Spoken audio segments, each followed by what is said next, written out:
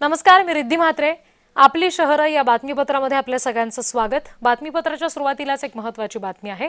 Asaram बापूच्या Ahmedabad आश्रमावर bulldozer फिरणार आहे. आश्रमाची सगळी जमीन परत घेण्याचे आदेश उच्च न्यायालयाकडून दिले गेलेले आहेत.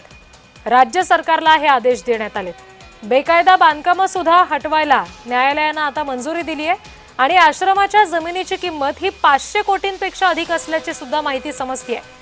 आसाराम बापूने 1972 मध्ये आश्रमाची स्थापना केलेली. या आश्रमाच्या जागेवर आता 2030च्या राष्ट्रकुल स्पर्धेसाठीचं मैदान बनवलं जाणार आहे. त्यासाठी त्याचा वापर होणार आहे. गुजरात उच्च न्यायालयाच्या न्यायमूर्ती वैभवी नानावती यांनी या प्रकरणामध्ये निकाल देताना राज्य सरकारला जमीन परत घेण्याची परवानगी दिली आहे.